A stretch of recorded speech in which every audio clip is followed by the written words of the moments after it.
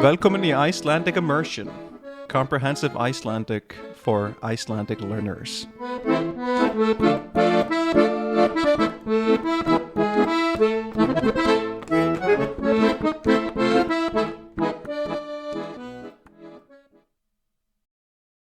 Góðan dag og vertu velkomin í þátt númer 14 af þessu hlaðvarpi. Í dag datt mér í hug að tala eitthvað sem að mætti heita íslensk menning, en þetta eitthvað sem að finnst víða, en við á Íslandi gerum þetta kannski aðeins öðruvísi heldur en aðrar þjóðir gera. Og ég þá að tala þýðingar og talsetningar erlendra mynda. In English this would be dubbing. Þau ykkar sem að hafa lært íslensku eða hafið verið á Íslandi, takið eflaust eftir því að við á Íslandi tölum ágæta ensku miðað við margar aðrar þjóðir í heiminum. Ísland lítið land og við erum búin að vera lítil þjóð í mjög langan tíma og við komumst ágætlega seint inn á þann stað að geta verið að framleiða sjónvarpsefni og bíómyndir á sama skala og aðrar Evrópuþjóðir ná að gera. Bæði áhorfendahópurinn talsvert minni, þegar það bara 300.000 manns sem að skilja tungumálið, og svo þetta líka kostnaðarsamt og dýrt að búa til nýtt efni þegar maður að reka ríkisrekna sjónvarpsstöð. Þannig að við fórum frekar seint af stað að búa til okkar eigið efni í samanburði við nágrannaþjóðir okkar. Nú segi ég nágrannaþjóðir okkar, en sú þjóð sem að endaði á að búa til hvað mest efni sem að skilaði sér til Íslands þegar að Íslendingar að fá sjónvörp inn á heimili sín og bíóhús verða algengari, þáverandi glænýji vinur okkar vestan við haf, þar að segja Bandaríkin, Kalifornía og Hollywood. Við vorum orðin menningarlega tengdari Bandaríkjunum heldur en við vorum tengd Dönum á þessum tíma. Það kannski full íkt að segja að við séum orðin meira bandarísk á þessum tíma, þar að segja eftir seinni heimsstyrjöld, þegar Bandaríkjumenn höfðu hervöld á Íslandi og við skildumst frá Danaríki, þar að segja Danmörku. En það var klárt mál að við Íslendingar áttum nýja fyrirmynd. Við höfum verið undir dönskum áhrifum í langan tíma og vorum loksins að upplifa frelsi frá þeim á hina ýmsu máta. Og þegar Bandaríkjaherinn kominn til Íslands og með sína herstöð á Íslandi, þá koma þeir með sína menningu með sér og þar með talið mjög mikið af myndefni. Það þá bíómyndir og sjónvarpsefni. Það meira að segja sumir sem að frá Keflavík, sem að af eldri kynslóðinni, sem að muna ennþá eftir það sem að þeir kölluðu Kana sjónvarpið. Það að segja Amerikana, og þá sjónvarpsstöðin sem að var í notkun á herstöðinni. Þannig að Íslendingar fara að komast meira og meira í tæri við enska miðla. En það þýðir að sjálfsögðu ekki að við lærum enskuna strax. Við erum varla farin að læra ensku í skóla og lærum helst dönsku. En áhuginn var svo sannarlega til staðar. Við þetta má bæta að rockið kemur náttúrulega til Íslands eins og það kom til alls heimsins í kringum 7. og 7. áratuginn með áhrifum frá Beatlunum. Side note, the Beatles have an Icelandic translation name that I just said without thinking about it. The Beatles are called Bítlarnir. which is not the same word as literally the Beatles, as in the bug, but it is just the term that they got. There are few but numerous examples of the same thing happening with other artists, but the other band that is typically spoken in the same sentence as the Beatles, the Rolling Stones, don't have a name. They are called the Rolling Stones. Þannig að við á Íslandi erum að kynnast enskum miðlum mjög hratt. En það sem að við gerum ekki, sem að aðrar þjóðir í Evrópu gera í miklu mæli, er að tala inn á þetta efni, to overdub the media. Það gæti annað hvort verið vegna þess að við áttum ekki beint tækin til að gera það, jafn hratt og efnið kemur til landsins, en við fórum mjög snemma að texta efni, to make subtitles to the media. Þetta er aðeins öðruvísi heldur en þú myndir sjá í eins og Þýskalandi eða Ítalíu eða Spáni, þar sem að jafnvel myndir eins og The Terminator myndu fá ákveðin leikara til að leika Arnold Schwarzenegger og tala fyrir Arnold Schwarzenegger í þeim myndum sem hann leikur í.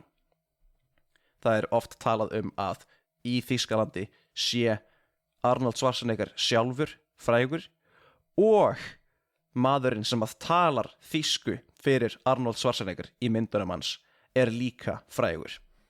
Við gerðum þetta ekki, þannig að við vorum alltaf að neyðast til að horfa á þetta efni, af því þetta var efni sem var gert í talsvert hærri gæðaflokki og meira magni heldur en íslenska efnið sem að við framleiddum, og gátum bara stuðst við skrifaða texta til að skilja hvað fólkið væri að segja á þessu útlenda máli.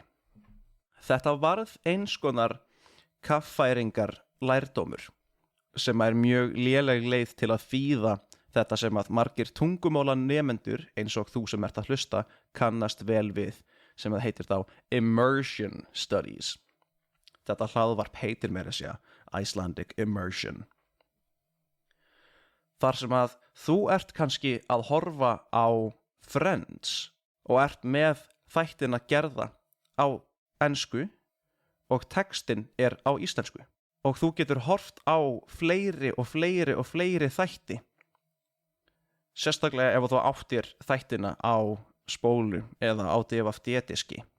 þá varstu í sífellu að heyra enskuna tengda við íslenskan texta og fórst því að skilja hvaða ensku orð þýddu hvað á íslensku, eða hvernig hlutir sem við gætum sagt á íslensku yrðu orðaðir á ensku. Það eru margir vinir mínir sem að lærðu ensku á akkurat þennan máta áður en þeir lærðu ensku nokkuð tíma í skóla. Bara því að Friends eða How I Met Your Mother eða Family Guy eða Simpsons voru besta sjónvarpsefnið fyrir fólk á þessum tíma og á þessum aldri kannski, og horfði á þetta aftur og aftur og aftur og lærði ensku án þess að þurfa að eiga eitthvað erfitt með það. Ef við berum þetta saman við hinar aðrar þjóðir sem eru þá helst í Evrópu, sem að talsetja myndirnar sínar og þættina sem að koma frá erlendum löndum, þau enda á að heyra aldrei enskuna talaða. Þau enda á að heyra Batman myndir á ítölsku. Þau heyra ekki Christian Bale tala. Þau heyra í ítalanum sem var ráðinn til þess að tala fyrir Christian Bale í Batman myndunum. Og fá því færri tækifæri til þess að sökkva sér niður í enskuna.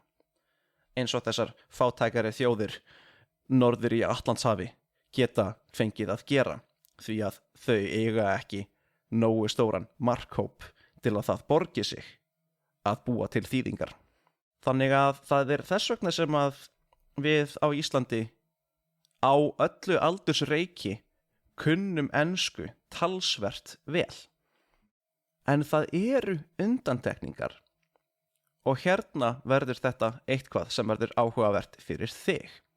Því að erlent barnaefni sem að hefur verið framleitt af einhverjum framsæknustu kvikmyndaverum heimsins í framleiðslu á barnaefni hafa verið myndir sem að voru mjög mikilvægar. Það mætti kalla það mikilvægar myndir fyrir börn að ná að sjá. Og þá ég að tala myndir eins og Disney myndir, DreamWorks myndir og seinna svo Pixar myndir. Þetta voru virkilega vel gerðar myndir miðaðar að börnum og þá yfirleitt talsvert yngri börnum en þau sem að hafa þroskan til að geta og nenna að horfa á efni á ensku þegar þau eru jafnvel ekki farin að lesa svo vel. Þannig að þær myndir döbbuðum við. Við talsettum fullt af barnaefni frá Disney og Pixar og DreamWorks. Þetta eitthvað sem geti nýst þér sem ert að hlusta. Því það eru meiri líkur en minni að þú hafir líka kynnst og horft mikið á efni frá þessum kvikmyndaverum og þá sérstaklega einmitt á teiknimyndirnar sem þau framleiddu.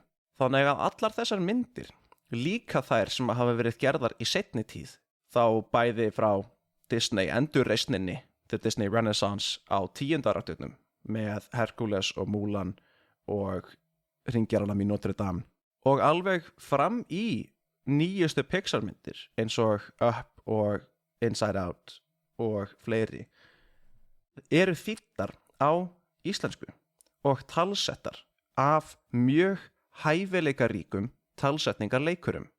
Og ástæðan fyrir ég að segja þér frá þessu að þetta eitthvað sem hægt að nálgast. Það eru ákveðnir ráðherrar á Íslandi sem að hafa barist harkalega fyrir því að verja íslenska tungu og að halda henni við innan tæknivæts heims.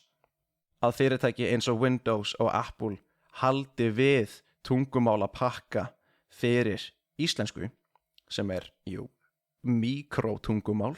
Þannig að íslenskir notendur þessara stýrikerfa geti lesið og notað tækin sín á íslensku. En þessi ráðherra komst þá líka í heimsfréttir þegar hún fór að heimta það næstum því persónulega við Disney að þau skyldu gefa út þetta efni sem að Íslendingar hafa framleitt í ofanálag við efnið sem að Disney hefur framleitt út á streymistjónustum sínum. Og ég var að leita að þessum fréttum og ég sé ekki annað en að þetta sé enn til og aðgengilegt þeim sem að hafa áhuga á því.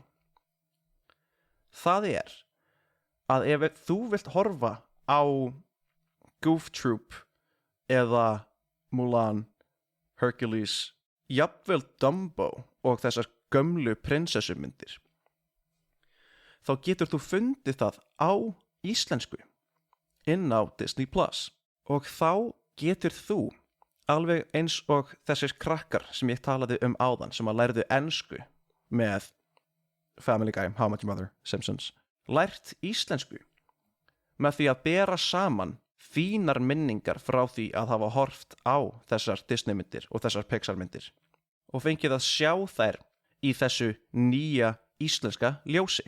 Þannig að ég held að það sé hægur leikur að mæla með því að þú skoðir þann möguleika ef þú hefur ekki þegar gert það. Ég ætla ekki að hafa þetta lengra í dag. Ef þú hefur náð svona langt inn í þáttinn þá þakka ég þér fyrir að hlusta og þangað til næst. Takk og bless. Hello again, it's me. Now, in the wrong language, I just wanted to let you know that if you're interested in seeing a transcription of this episode that you just listened to, or any of the other episodes, then that's available to you through my Patreon page. That's going to be within the Linktree link that you're going to see in the description of this episode. So if you're interested in finding the Patreon page, the Facebook page of the show, or even my teaching page on italki, then all of that's going to be found underneath that little umbrella that is the Linktree link there. So don't be shy, click away. Thanks again for listening, and hope you'll come again. All right, take care.